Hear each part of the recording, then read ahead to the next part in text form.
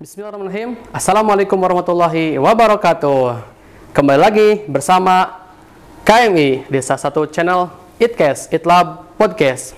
Oke sahabat, kali ini kita akan berbincang-bincang tentang tahfidzul Quran yang ada di Kuliatul Madinah Al-Islamiyah. Dan kali ini kita ditemani narasumber di mana beliau adalah salah satu pengampuh dari tahfidzul Quran itu sendiri dan juga kemahasiswaan dari KMI. Beliau bernama Ustadz Abdul Salam SPD Al-Hafidh.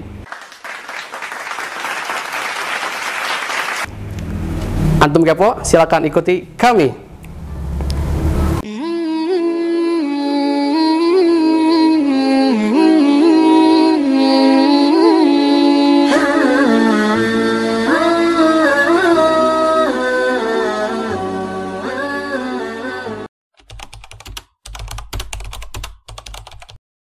Assalamualaikum Ustaz.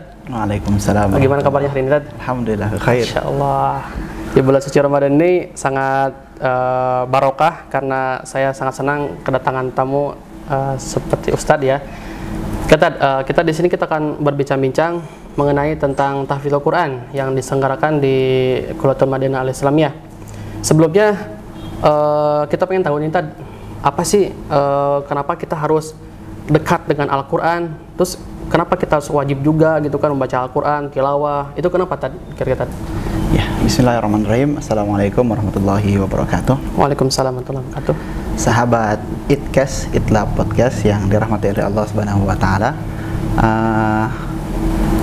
Al-Quran ini adalah sebuah kitab yang sangat ajaib, kitab yang sangat mulia, ya. Makanya kita sebagai seorang muslim ada 5 kewajiban kita terhadap Al-Quran ini. Yang pertama itu kita diperintahkan Allah Subhanahu wa taala untuk selalu membaca Al-Quran, karena fadilah dari membaca Al-Quran ini luar biasa.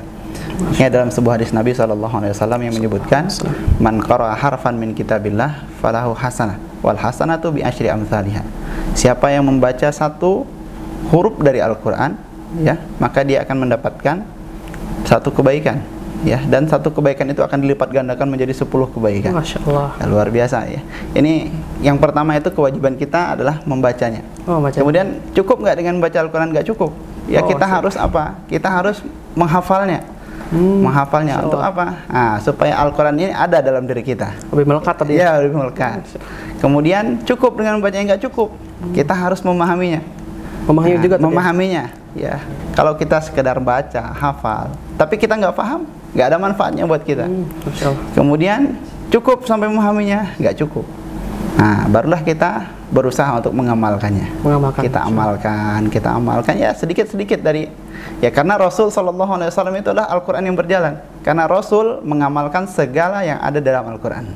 Kemudian yang terakhir, nggak cukup kita hanya sampai mengamalkan untuk diri kita sendiri, ya. Kan kita dituntut untuk menjadi pribadi yang soleh, ya. Dan tuntutan yang kedua, muslih.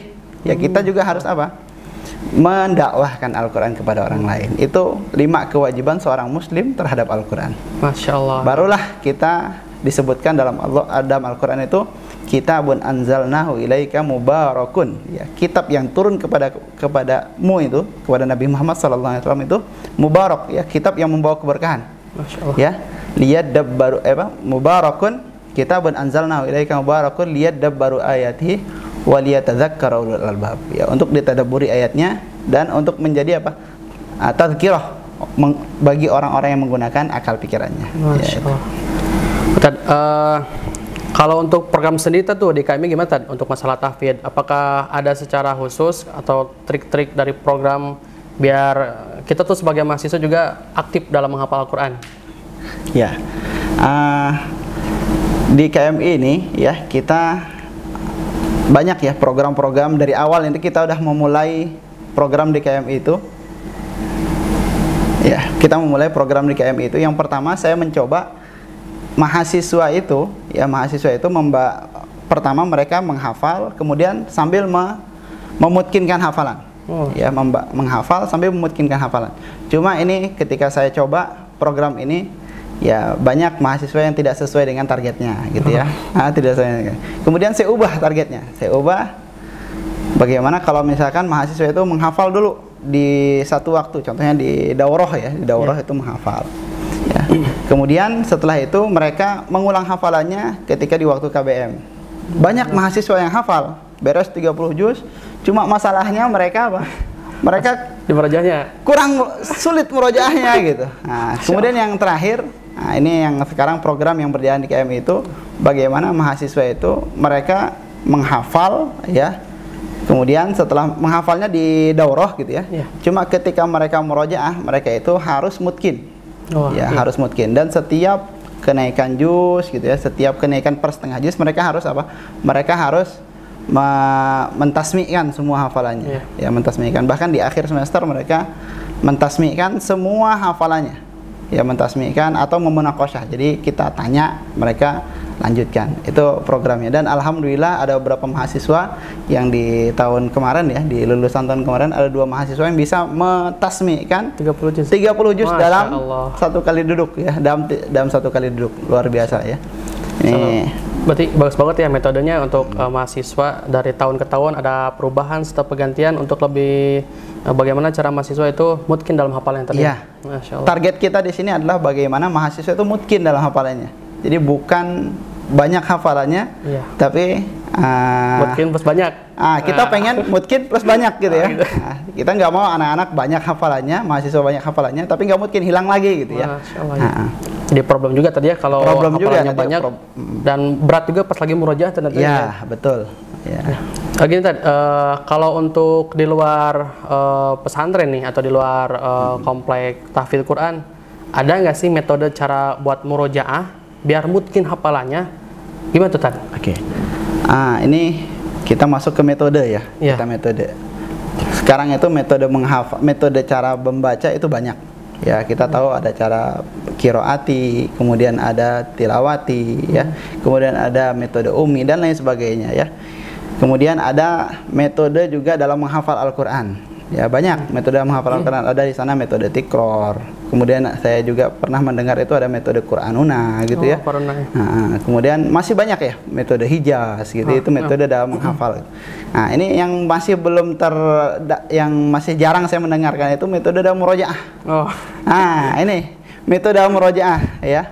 Karena inti dari murojaah itu bagaimana orang-orang para penghafal Quran itu mereka sering mengulangnya ya. Ini kan karena kebanyakan tuh kita beres 30 juz ya, untuk mengulang hafalannya itu berat ya. Nah, itu beratnya itu di situ. Kadang ngedown juga tadi. Kadang ngedown juga.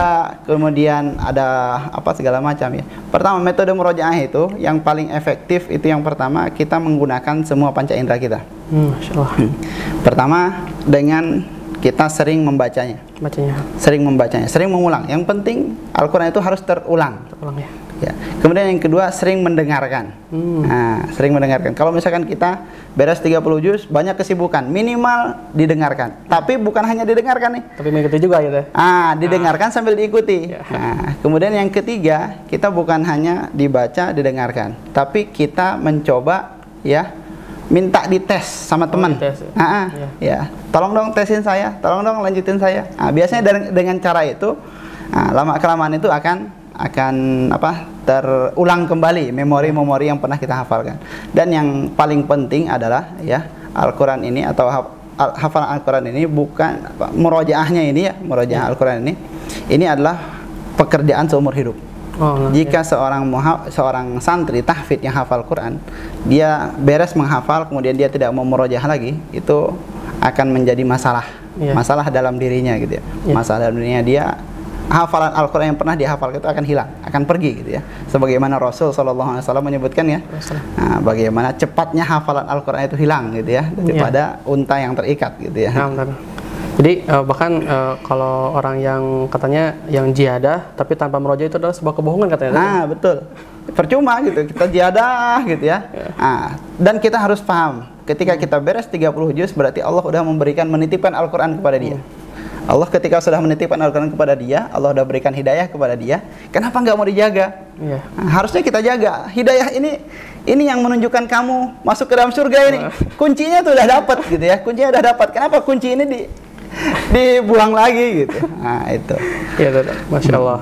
Oke, gitu juga kadang untuk bagi pemula nih di awam, suka bingung untuk kadang memulai hafal itu kan pengen membenarkan dulu bacaan. Nah, kira-kira ada nggak rujukan ulama atau masyaikh yang bagus tuh untuk membenarkan bacaan di tahsinnya supaya ketika menghafal itu nggak berat gitu Tad, karena banyak yang menghafal Quran tapi tahsinnya kebanyakan yang salah itu dia berat gitu Tad.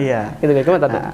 Rujukannya? Sering kita sekarang ini banyak ulama qori gitu ya, qori sekarang yang tersebar gitu ya, para imam-imam ya, contohnya seperti Sa'ad Al-Ghamidi, Syekh Abdurrahman As-Sudai, Syekh Musyirosi dan lain sebagainya. Banyak, cuma bacaan mereka itu emang bacaan mereka itu udah fasih gitu ya. Cuma bacaan mereka ketika itu adalah bacaan di imam, ketika mereka menjadi imam. Cuma ada satu rujukan ya, ada satu rujukan ulama zaman sekarang ya. Kalau ulama yang zaman 90-an dulu itu ada namanya Syekh Khalil Al-Khusari. Syekh Khalil Al-Khusari, beliau adalah ulama qiraat ya. Beliau itu bacaannya itu sangat-sangat fasih gitu. Tapi ada yang sekarang ini yang bagus juga untuk kita ikuti ya, untuk membenarkan bacaan kita, itu namanya Syekh Aiman Rusdi Swaid. Masya Allah. Ya, beliau ini seorang syekh yang menjadi rujukan para ulama qiraat zaman sekarang ya. Bisa kita dengarkan bacaan beliau dan kita ikuti, dan ikuti daurah beliau. Jadi kita bisa mengikuti daurah beliau itu dari YouTube, bahkan di Facebook. Beliau punya akun Facebook ya, akun Facebooknya beliau daurahnya itu daurah tentang teori tajwid, tahsin gitu ya. Beliau ada di sana. Jadi kita nggak usah ikut daurah beliau ke Yaman sana atau ke Saudi sana, kita di depan komputer bisa mengikutinya. Bahkan kita ikuti bacaan beliau, insya Allah bacaan kita akan fasih gitu ya. Masya Allah. Jadi mempermudah juga tadi ya teknologi untuk kita belajar Al-Quran juga ya, salah satunya. Masya Allah tadi. Ini tadi ya kan sekarang di bulan Ramadan nih, kadang khususnya para penghafal Quran yang udah punya hafalan, kadang dilema tadi, ini lebih utama mana tadi antara kita harus memperbanyak bacaan Al-Quran, sedangkan kan dalam hadis harus memperbanyak bacaan Al-Quran di bulan Ramadan gitu kan. Sedangkan yang punya hafalan itu dilema. Terus yang hafalan yang sudah dijidakan, gimana nih murojaahnya akan tertinggal dong gitu Tad. Gimana tadi solusinya Tad? Tadi saya sering mengulang. Makanya di bulan Ramadan ini ya, Ramadan itu syahrul Quran ya. Ramadan itu syahrul Quran. Kita tahu bahwasanya Ramadan syahrul Quran. Makanya ketika kita masuk bulan Ramadan, para penghafal Al-Quran di bulan Ramadan ini, maka yang terpenting bagi mereka adalah bagaimana mereka mengulang hafalannya itu sebanyak mungkin. Banyak mengulang hafalannya. Dengan apa? Dengan memperbanyak tilawah. Mengulang-ulang terus tilawah gitu ya. Kalau misalkan hafalan mereka baru 10 juz, gak masalah. Tilawahnya 30 juz. Ya. Nanti ketika pertama mereka mendapatkan murojaahnya 10 juz. Kemudian yang kedua, ketika mereka akan ziyadah itu udah mudah gitu ya, karena sering diulang. Ya, karena di bulan Ramadan ini dengan seringnya kita mengulang bacaan, maka kita akan mudah murojaahnya dan akan mudah menghafalnya. Saya pernah ada teman ya. Teman saya ini dia mendawamkan setiap 1 bulan ya, bahkan kurang dari 1 bulan dia harus khatam Quran.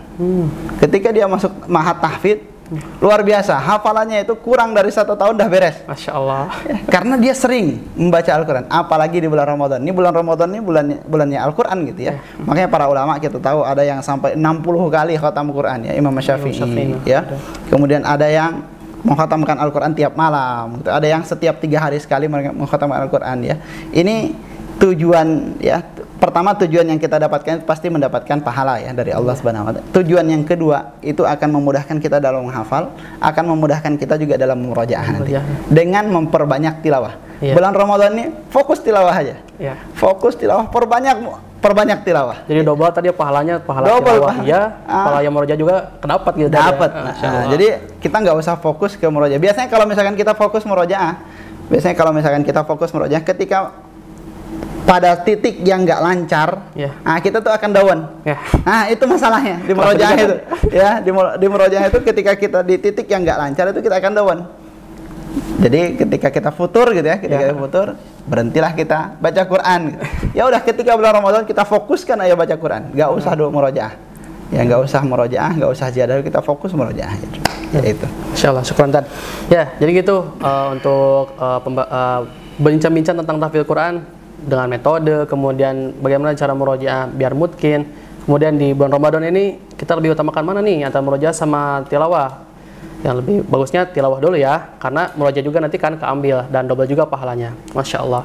Syukur Ustaz atas ilmunya, mudah-mudahan bermanfaat. Untuk sekian untuk pertemuan kali ini di Bincang-Bincang Islami di Itcast, Itlab Podcast. Mudah-mudahan bermanfaat dan jangan lupa untuk selalu like, share, comment, and subscribe, dan jangan lupa juga nyalakan loncengnya supaya tidak ketinggalan notifikasi dari kami. Assalamualaikum warahmatullahi wabarakatuh. Waalaikumsalam warahmatullahi wabarakatuh.